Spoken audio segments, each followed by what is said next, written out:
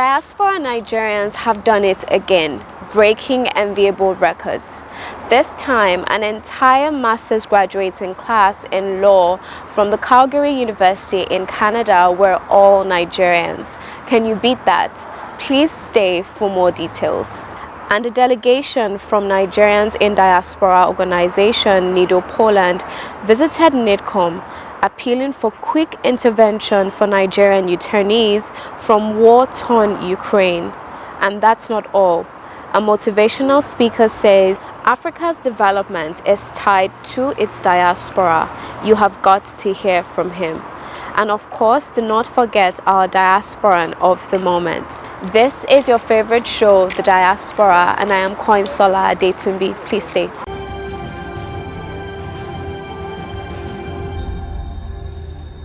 Last week on Saturday, an entire graduating class of Masters in Law LLM degree from the University of Calgary Law School, Alberta, Canada, were all Nigerians. Enjoy.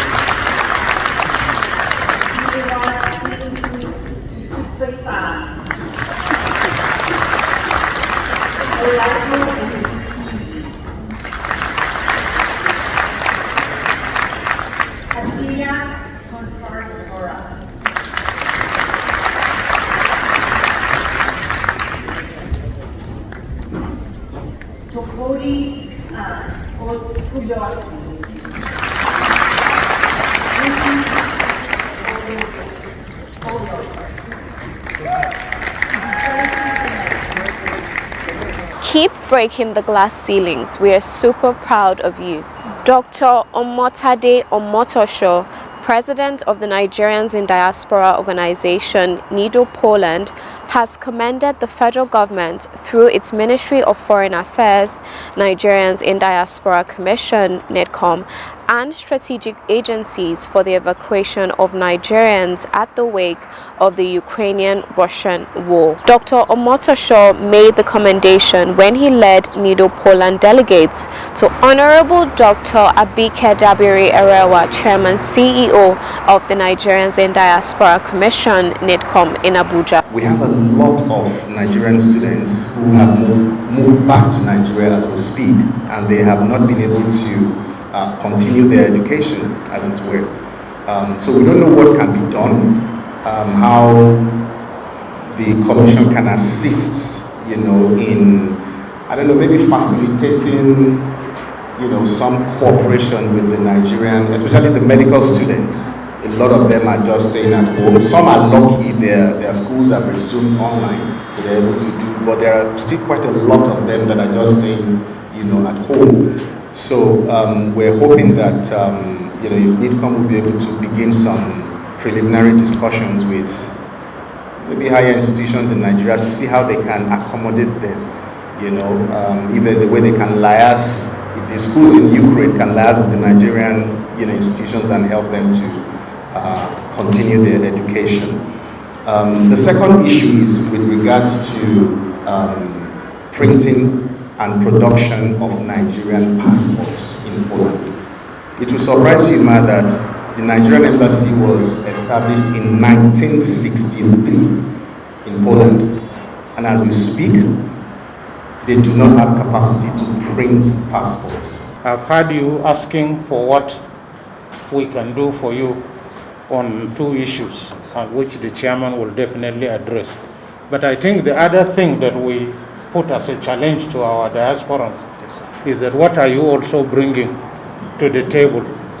Is there a program or a project or something that you from Poland are doing in Nigeria that NIDCOM needs to know, so that we can hold your hands and move it forward?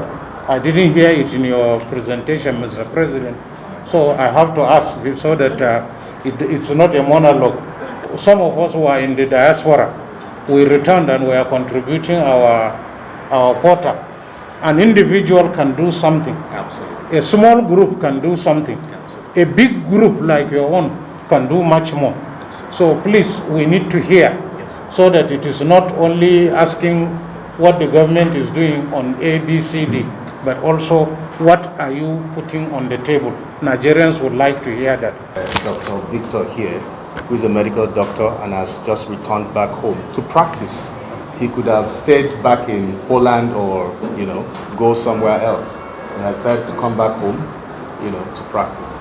So we're doing that constantly, and like my brother said, with the support of NIDCOM and the Nigerian government, especially when there is, when the ease of doing business is better, we can use that to attract and pull a lot of, diasporans back home. I'll quickly look at the 2 points you raised. In terms of continuing the education, there's a team working on it, and I will have to follow up with the Ministry of Education and the Ministry of Foreign Affairs, and I'm sure the minister made a pronouncement on needs. There is a desk. There's a particular desk for it. It's not going to happen in one day. But I'll tell you something though, and I want you to really understand me. In terms of some of the medical students, there are some universities here that I've actually had to interview some of them, and they are saying that they cannot continue. I mean, if you were in year 6, you can't do year 6 here. That is the reality. And that only tells you that we are not so bad as a nation. We just need to build on. So I was shocked. So really, some of them have a challenge of the fact that some of the universities are saying, you've sat for an interview, you sat for an exam, but you did not pass, so I can't put you on that level.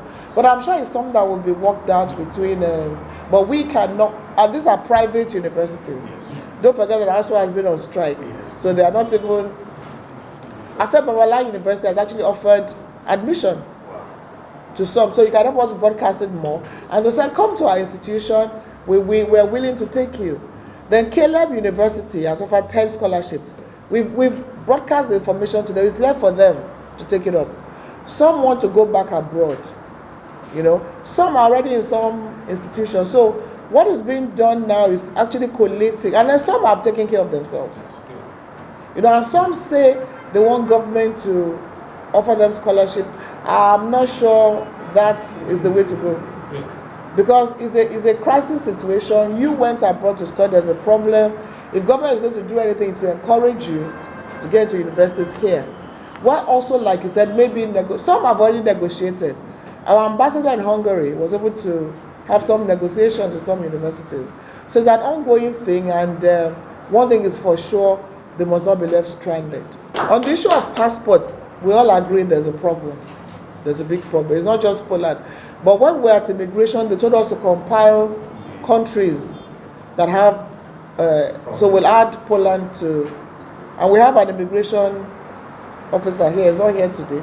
So all we can do is tell immigration to, again, they will talk about funding, they will talk about a lot of things, but we will convey to immigration. But it is quite a big problem, more so because there was COVID, there was a backlog, there were a lot of things, but immigration has now created a new strategy of asking you to register online. We will specially take this to the CG immigration, and if you can also do something in writing, if you have a formal letter documenting the problem and why there's need for urgent intervention, we'll give it to the Comptroller General. I lived in Ukraine for about 9 years, from 2011 to late 2019, and from then I moved to Poland. So I currently stay in Poland and in Nigeria. Yeah, I'll be practicing here now. In Poland, I went there for a master's in business administration. That was after I also did a master's in public administration from the Clark University in Massachusetts.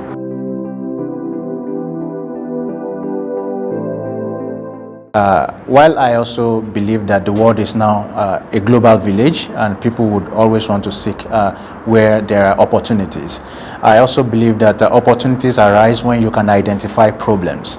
And anyone would tell you that Nigeria is full of problems, and that therefore means Nigeria is full of opportunities. And I do not come as a savior. I come as one who wants to understand the system, who wants to serve, and who wants to also be able to be part and proffer solutions, right, to these problems I am able to identify. For me, I think I've been academic enough with what I see, or the gaps that I see in Nigeria.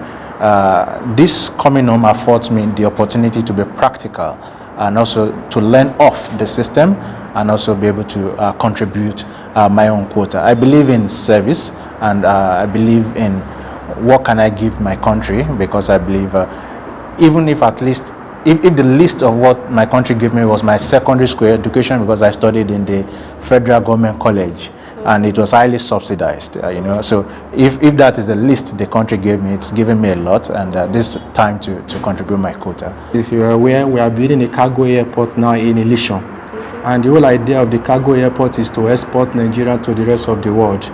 So we are also developing our own processing zone. So by the time that the airport will take off, we also, start full business with them. Presently, we're on the verge of signing agreement, acquiring more land, so that at least we can have our own processing zone to prepare the goods for exports, and other farmers also, we can serve as off-taker. They can bring it, then we can also help them to push it out. So we are doing that presently within the Ogun East senatorial districts. I'm aware you can't directly send goods from Nigeria to Poland. It has to go into some countries before. How do you find that? Yeah, that has been a big challenge affecting the food business in terms of exporting directly from Nigeria, because our country are yet to sign a trade agreement with Poland. And also the one that was signed, proposed to us in 2001 are yet to be reviewed under the European Union proposal. So we'll use this medium also to reach out to the trade minister, to reach out to the foreign affairs minister, who have been very, very tremendous, in repositioning the ministry to look into this, because that will avail us opportunity, because there are a lot of Polish investors that also wants to come into Nigeria, but they need to see a tangible working document that will guarantee and support what they want to do in this part of the world. Okay. So, saying all this, do you have any advice for Nigerians out there in the diaspora concerning investing back home and doing business in Nigeria? I will tell my brothers and sisters out there in diaspora to look inward and also be part of the forthcoming trade summit that is coming up in Abuja here in Presidential Palace, to come and see how they can leverage the opportunities between the Nigerian investors and businesses with wherever they are from. And this is coming under the banner of NITCOM, which has been an event, a yearly event that we have been part of it. Every year we used to have a booth, a stand where we exhibit what we normally take out of the country. And we also want to appeal to the government once again, to support us. All what we need is just to pay the ground, good for us to be able to compete with other countries. We take a short break as we link up with Boy Alinko. Not so fast. Look, I'm tired. I want to check out of this country for greener pastures. Just calm down for a moment. Please sit down. Do you have a job where you're going to? No, but someone is arranging, Listen, Alinko. Checking out of this country without proper planning means one thing. Unimaginable begin. I've been in the diaspora, but legitimately doing great things at home and abroad. As I've been saying, without the proper footing abroad, the risk is not worth it. Listen, Alinko, it's better to be home than be trapped abroad, or even end up in prison.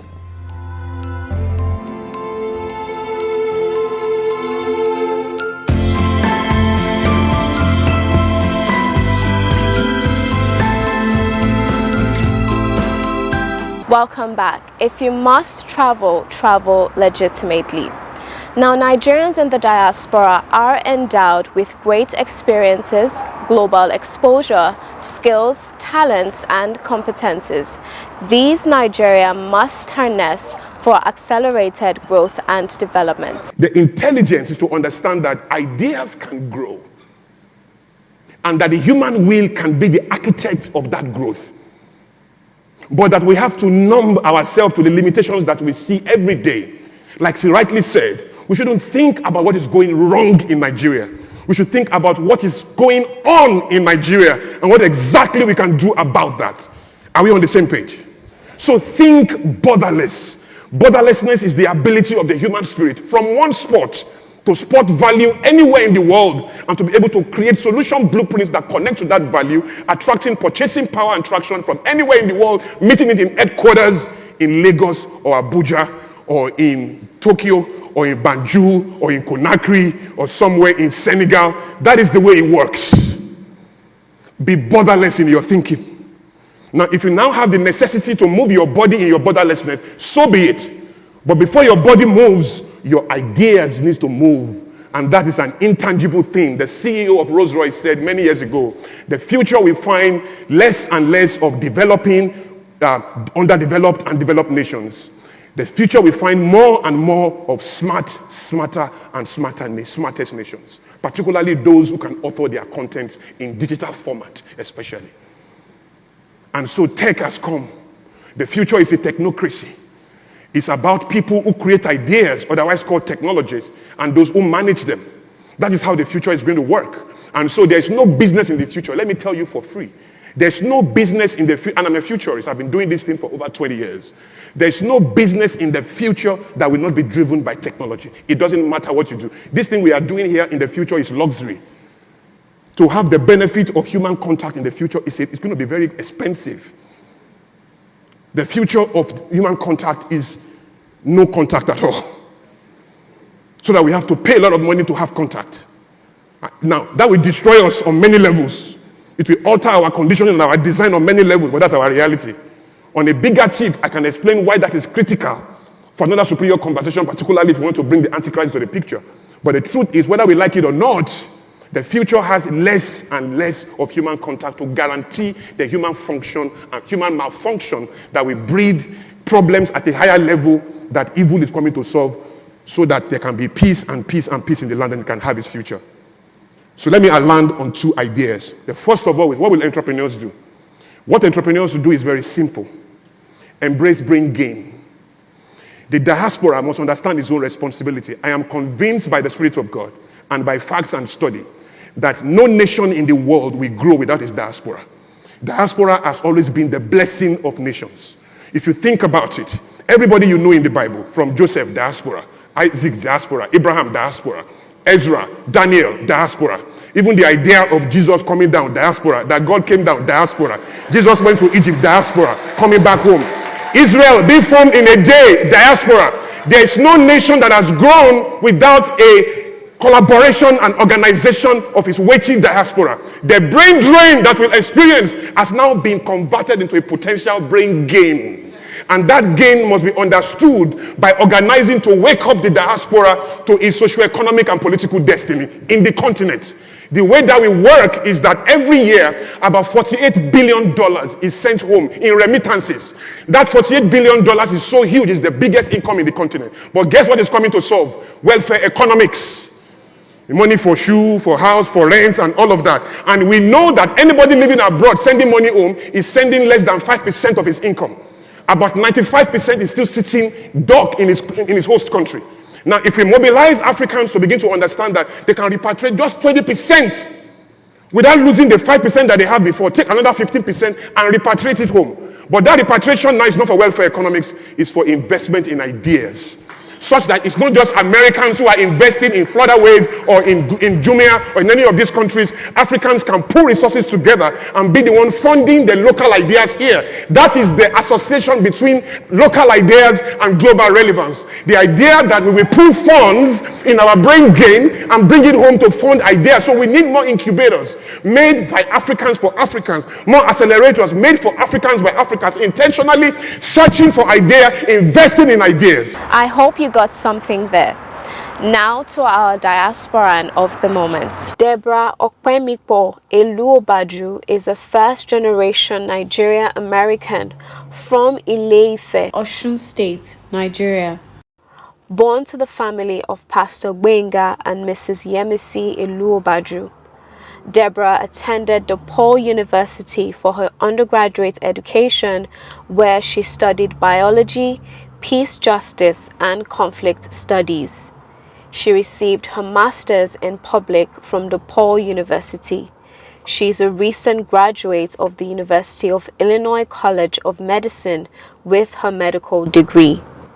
During her time at UIC, Deborah received many awards, including induction into the prestigious Gold Humanism Honor Society, Alpha Omega Alpha Medical Society, graduation with honors, and the William J. Grove Award, which is the highest honor a medical student can receive, among many others. Deborah is a passionate researcher and advocate of maternal mortality rates among Nigerian women. She also has multiple publications and articles regarding her findings towards cesarean section rates in Nigeria and violence against pregnant women in Nigeria. Deborah will continue her residency training in obstetrics and gynecology at the Hopkins Hospital in Baltimore, Maryland.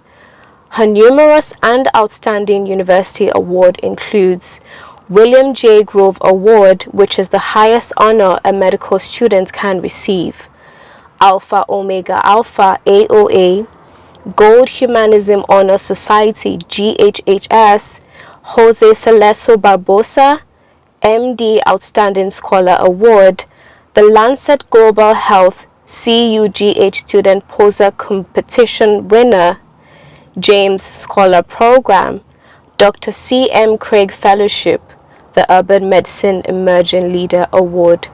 Congratulations, Deborah. We celebrate you as our diaspora of the moment. Thank you for staying all through the program. We hope it's been worth your while. And in case you have anything to share with us, please do not hesitate to do so, as we expect feedback on our show. Remember, you can reach us on all our social media platforms. On Facebook at Nigerians in Diaspora Commission, on Instagram at nidcom_gov, on our YouTube page at nidcom_gov, on our Twitter page at nidcom_gov, and on our website at www.nidcom.gov.ng. You can also join us on DSTV at NTA Network and NTA International on Tuesday at 3:30 p.m., on NTA International on Friday at 3:30 a.m., on NTA International on Saturday at 11 a.m., and on NTA News 24 on Sunday at 10:30 a.m. And you can join us on WAP TV on Thursdays at 9 a.m. and on WTV on Wednesdays and Sundays at 8:30 a.m. And you can join us on Ben TV London at 4:30 p.m. on Saturday. I remain your host, Koinsola Adetumbi. See you next time.